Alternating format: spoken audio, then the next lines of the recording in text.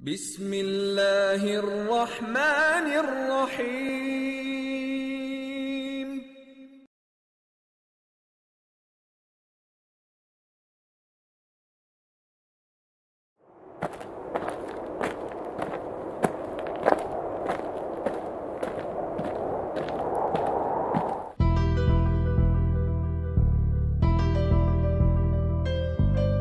चलता रहा ही कि इस एपिसोड में हमने एक ऐसे आर्टिस्ट को शामिल किया है जिसका अपने जज्बात को इजहार करने का मुख्तलिफ ही तरीका है।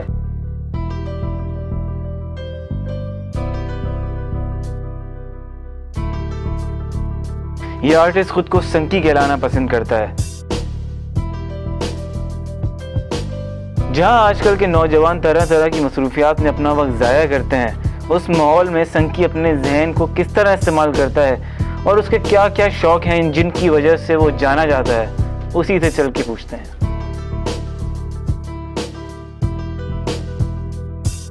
और यार अब्दुल्ला कैसे हो? जबरदस्त। हाँ सर।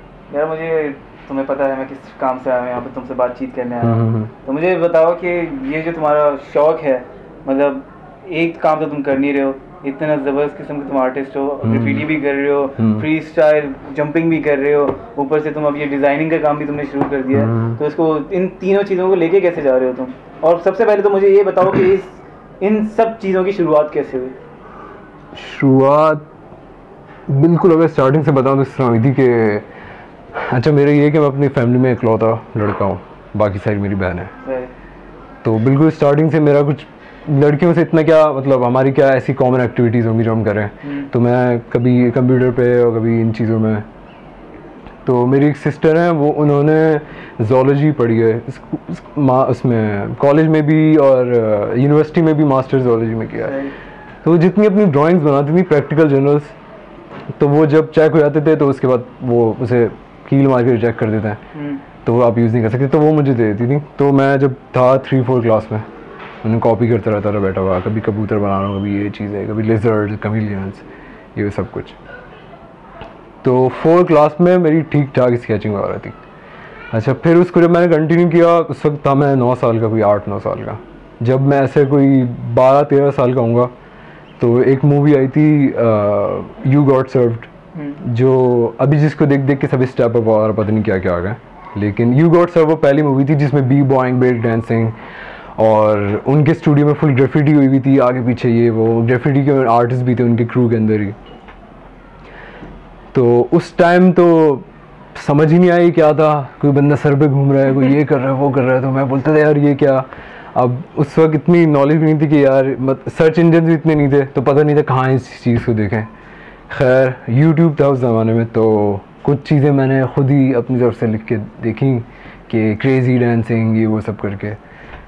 तो फर्स्ट जो मैं इंट्रोड्यूस हुआ था वो हुआ था रैपिंग से, एमसीइंग जो होती है। 8 माइल्स उस ज़माने में आई थी एमिनेम की।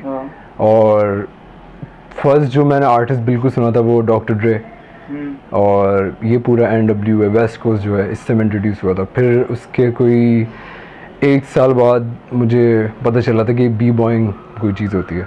मतलब करता रहा उस वक्त, खैर इतना मुझे पता नहीं था कि ये इतनी मेरे अंदर चीज़ें डेवलप हो गई हैं। जब मेरे दोस्तों वाला ने कहा कि यार तुम तो बहुत टाइट कर रहे हो, ये वो फलाना। मुझे याद है मेरी तुमसे जो है कोई 2 साल पहले मुलाकात हुई थी, तो तुम सिर्फ वो लेकर आए थे कि शर्ट्स तुमने कुछ डिज़ाइन की थी और वो एक शो पे आए थे तुम, एक चैनल पे। तो वहाँ पे मेरी तुमसे सबसे पहले मुलाकात हुई। उस वक्त मुझे ये नहीं पता था कि तुम इसके अलावा भी और चीज़ों में इन्वॉल्व हो। तो अब जब मुझे ये पता चला, फिर मैंने कहा नहीं यार, इस बंदे के साथ और बातचीत करनी चाहिए और इसको एक्सप्लोर करना चाहिए। तो अब जो बाकी की चीज़ें हैं, जैसे तुमने अब बताया कि पार्कोर भी तुम कर रहे हो, तो उसके ये मुझे बताओ कि जो एक रेवोल्यूशन टाइप आ रहा है वो अच्छा है या बुरा है, और कितने लोग और ज़्यादा इसमें आ रहे हैं? रेवोल्यूशन तो आ ही रहा है। मेरा ये है कि जिस वक्त मैंने बिल्कुल ग्राफिटी स्टार्ट की थी, उस वक्त कर मुझे कहता था कि यार तू क्या कीड़े मकोड़े बना रहा है और कुछ इस चीज़ में नहीं रखा, यहाँ इसका कोई स्कोप नहीं है। और मतलब यहाँ तो मोस्टली ये है कि आप इंजीनियर बन जाए, डॉक्टर बन जाएं, और आर्ट को लोग इतना मतलब आर्टिस्ट और इस तरह जो थिंकर्स होते हैं, लोग उनको यहाँ पे पागल समझते हैं कि यार ये बंदा जो है ना, इससे बात मत करो, हम यहाँ बात कहीं और चल के बात करते हैं, शीशा पीते हैं। इन क्रिएटिव चीज़ों में लोग इतने नहीं हैं।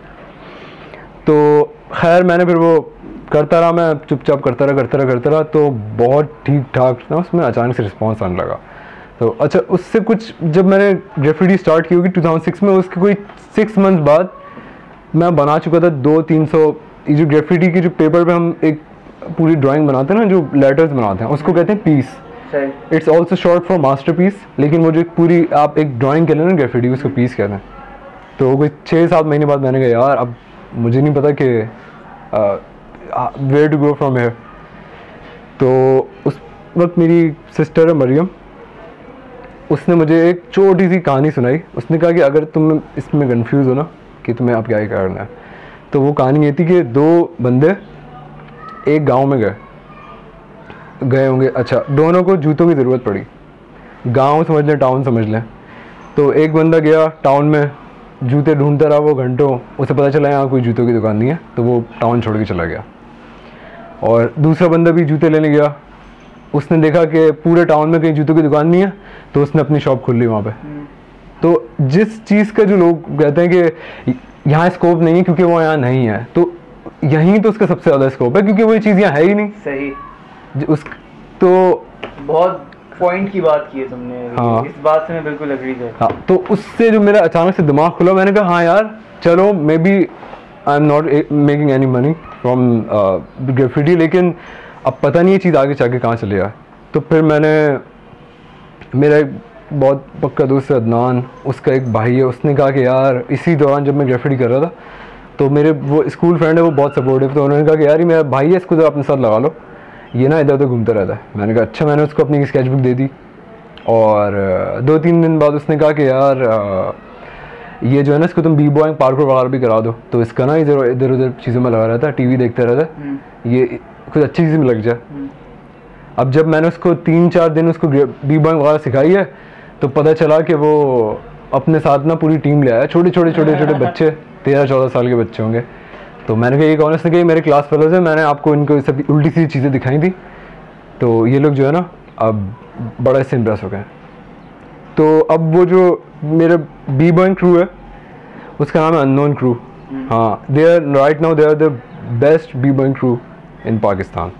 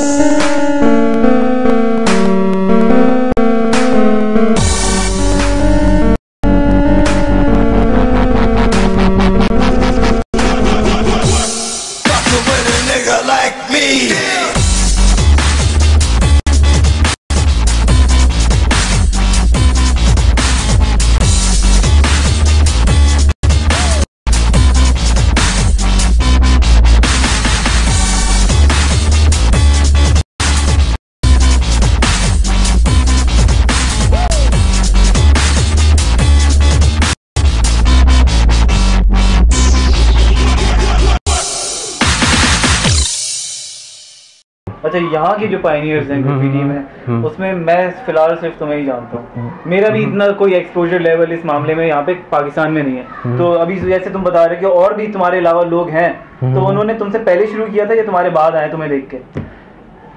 आए तो मुझे देख के मोस्टली। अगर यहाँ पे आप देखें, मैं इस तरह में से कहता नहीं हूँ कि अपने मुझे अच्छा नहीं लगता, लेकिन मोस्टली जितने ग्राफिटी में लोग हैं वो मोस्टली मुझे देख के आए हैं।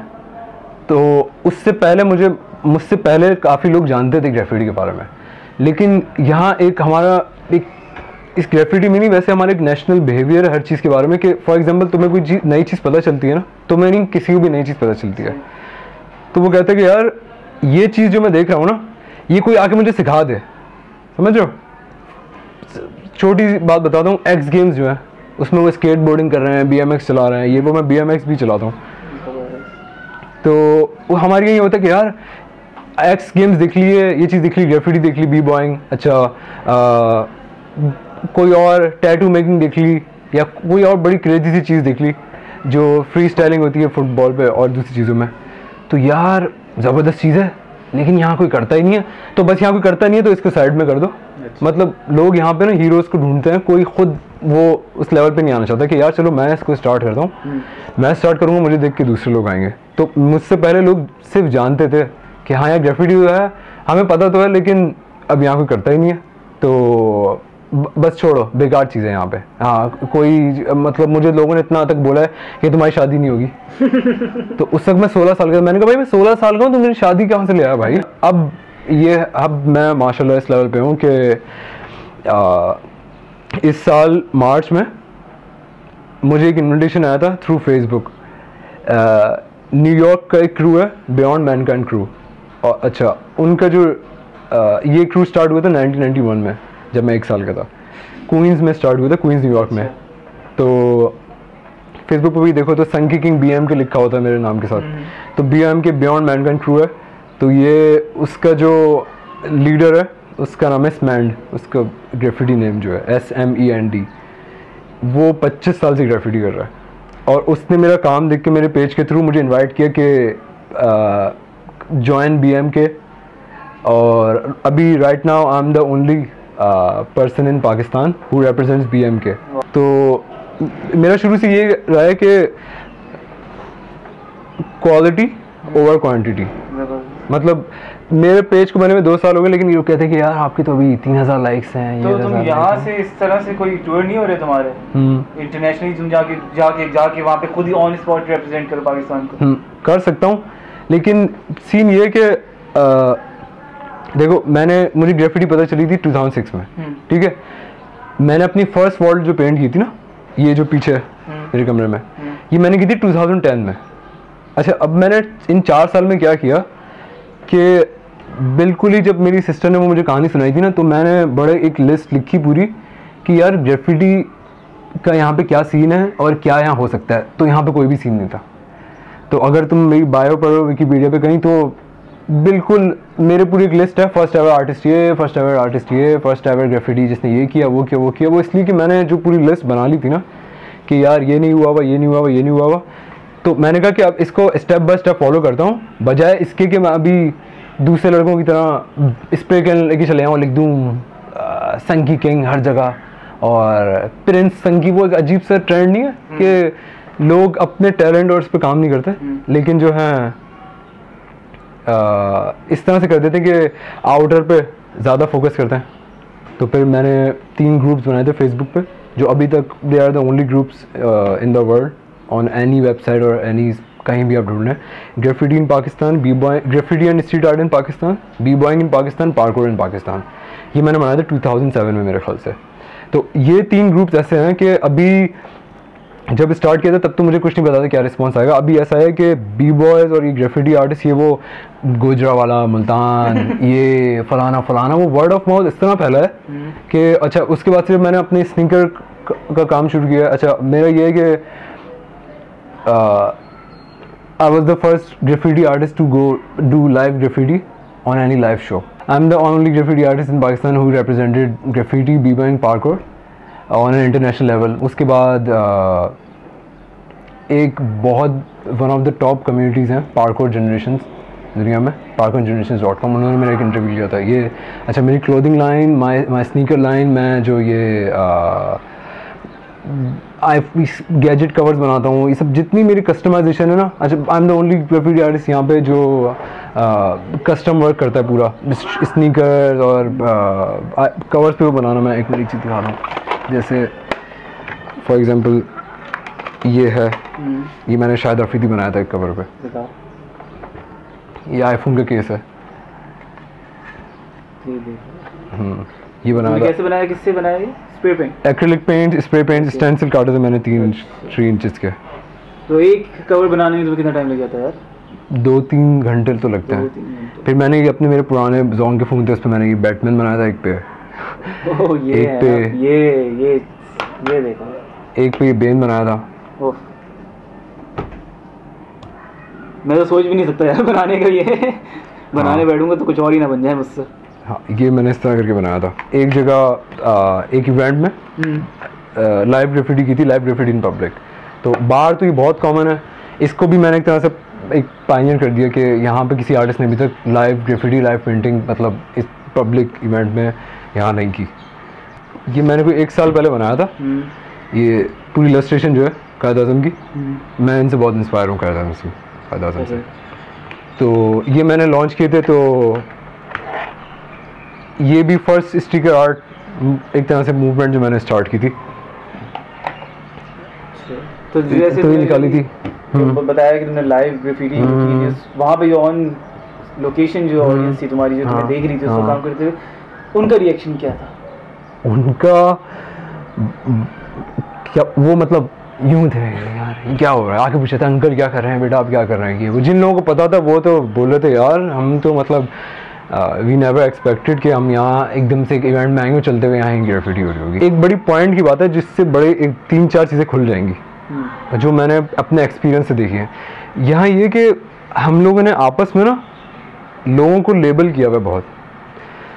फॉर एग्जांपल अभी कोई नाज़माबाद में रहता है, ये मेला है, सही है, ये फलाना है, ये ऐसा है, ये फलाना है, ऐसा है। अच्छा जब ये चीज़ें बीच में आती है ना, तो वो बीच में इतने बड़े बड़े बैरियर्स आ जाते हैं कि बंदा अगर कोई उसके टाइप का बंदा भी होगा ना, वो सिर्फ उसका आउटलुक देख के वो बोलेगा नहीं यार ये मेरे मतलब का बंदा नहीं है। जिन लोगों को हम यहाँ कहते हैं ना कि बड़े बर्गर हैं ये वो आर्ट और इन चीज़ों में वो लोग इतने मतलब इतने उस चीज़ में घुसे हुए हैं, जो मैंने अपना पर्सनली, क्योंकि I know like hundreds of people. और अब तो जब से मैं प्रोफेशनल आर्टिस्ट बनाऊँ, वैसे भी मेरा सोशल सर्कल बहुत बड़ा है। जब आर्टिस्ट बनाऊँ तो लोग और आते हैं कि कहते हैं यार मतलब हम तो बाहर जा रहे हैं कि सही, मतलब आई मेट पीपल के जिन्होंने दुनिया घूमी हुई, आके कहते हैं यार कि हम मिलान जाते हैं, हम जर्मनी जाते हैं, हम यहाँ जाते हैं, हम ग्राफिटी देखते हैं, हम यहाँ तुम्हें देखते हैं, हम कहते हैं यार वो कहाँ, हम अपने बंदे को सपोर्ट करें। यहाँ पर जो बी बॉइंग का जो पूरा सीन है ना, जो हिप हॉप कल्चर का सीन है, इट्स क्रेजी।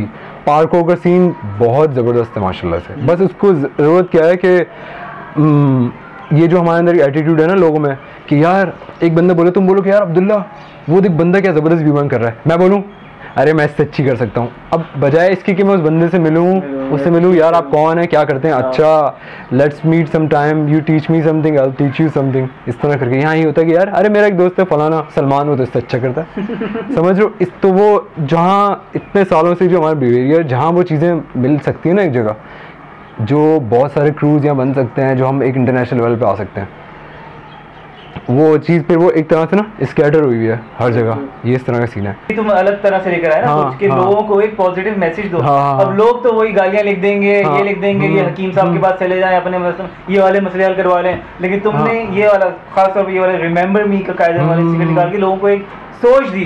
अभी तक मुझे याद कर रहे हो या नहीं कर रहे, याद हूं मैं, भूल तो नहीं गए।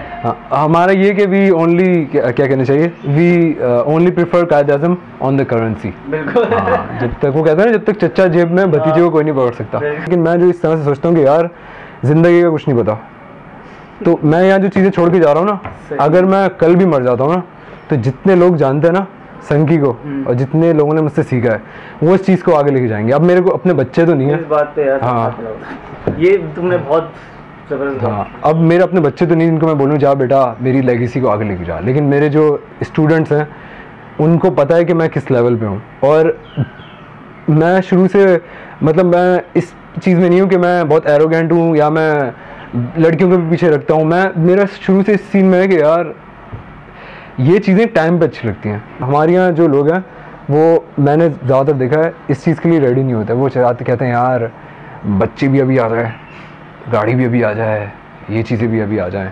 और वैसे अगर तुम जनरली देखो तो जिस तरह मैं अभी बात कर रहा हूँ ना, तो अगर तुम किसी आम बंदे के सामने बोलो ना कि यार ये बंदा आर्टिस्ट है, तो वो वो हमें ऐसा एक्सपेक्ट नहीं करते।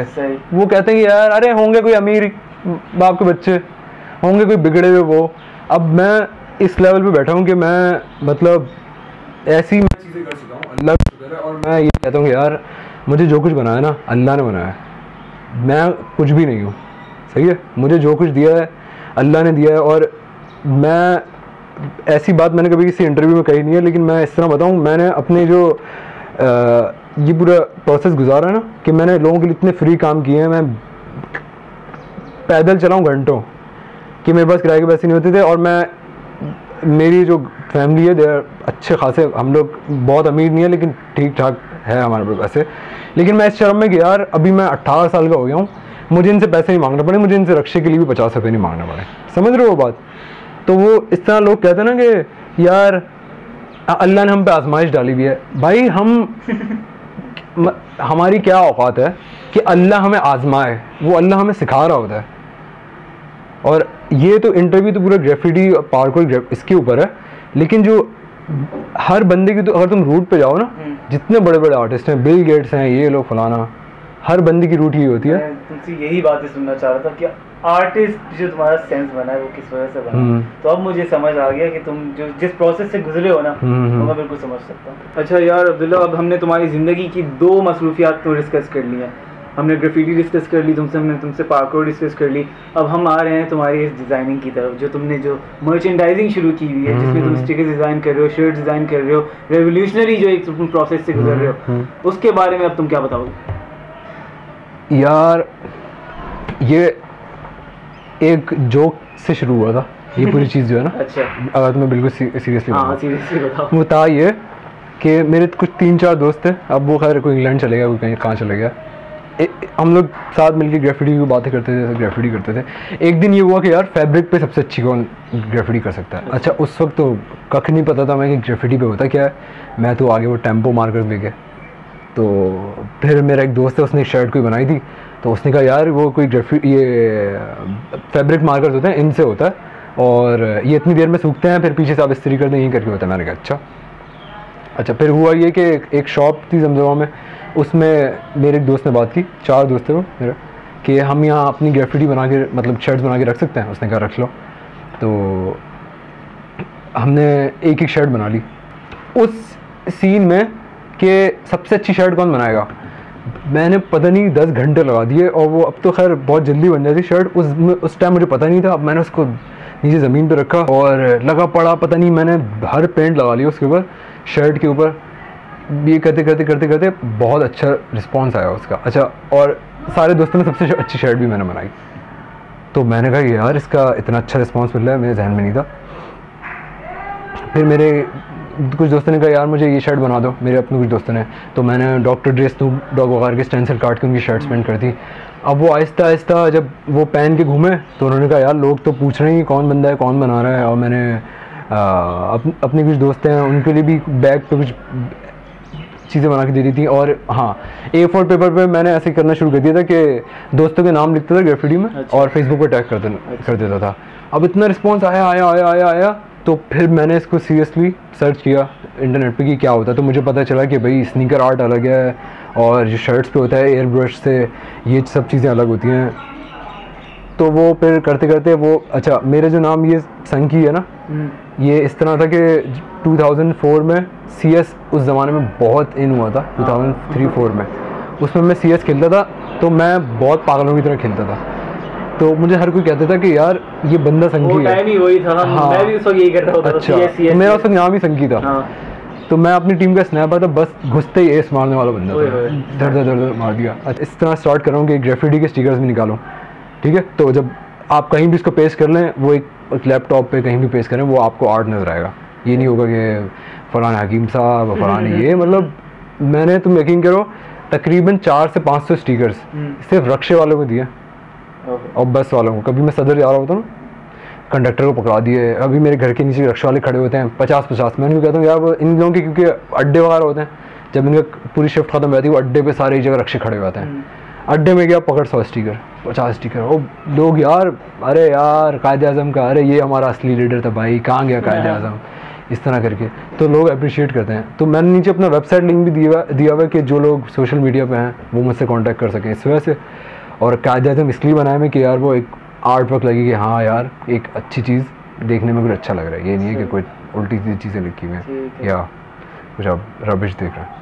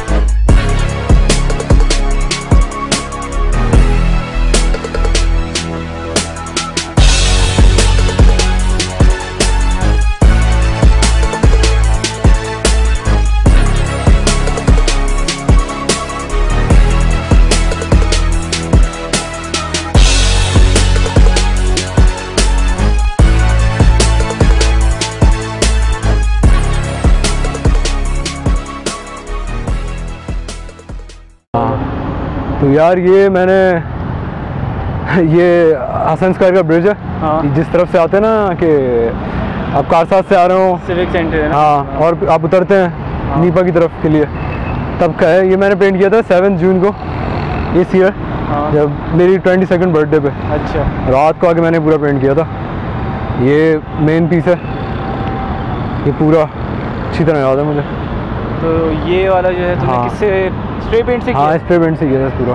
सही। हाँ। और ये अपनी क्या कहना चाहिए, मतलब जो फुल एक ग्रेफिटी पीस होता है ना प्रॉपर, ये पूरा कराची में सब एक ही है पूरा पाकिस्तान में, क्योंकि मैंने कहीं और कोई बनाया नहीं है। मैंने कहीं और देखा भी नहीं है इसको। तो 3D पूरा, और ये गो बंदेरा था यहाँ पे। यहाँ स्ट्रीट लाइट्स हैं लेकिन वो जलती नहीं है, और बस मोबाइल की लाइट थी, मुंह में दवाई भी था मेरे मोबाइल। तो तुम सब अकेले थे जब ये कर रहे थे या और? मेरे 2-3 स्टूडेंट्स थे मेरे साथ जो बी बॉइंग वगैरह करते हैं। सही। वो थे, और यही BM के लिखा हुआ आगे आओ मेरा क्रू, और ये मेरे बच्चों ने लिखा हुआ अननोन क्रू जगह जगह जो स्प्रे पेंट बचा था ना उसका।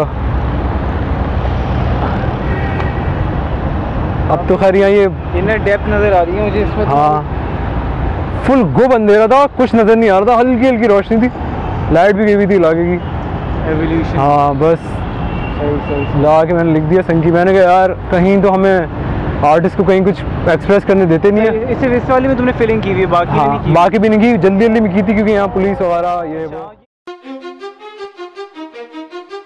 संकी जैसे नौजवान हमारे मुल्क का नाम रोशन करने के लिए एक अहम सरमाया है।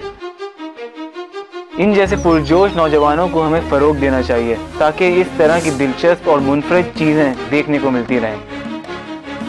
आर्ट्स और आर्टिस्ट को मंजर आम पर लेकर आने से हमें हमारी असली पहचान का पता चलता है।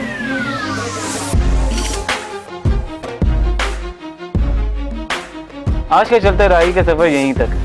मज़ीद दिलचस्प चीज़ों को जानने और समझने के लिए हमारे साथ रहिएगा।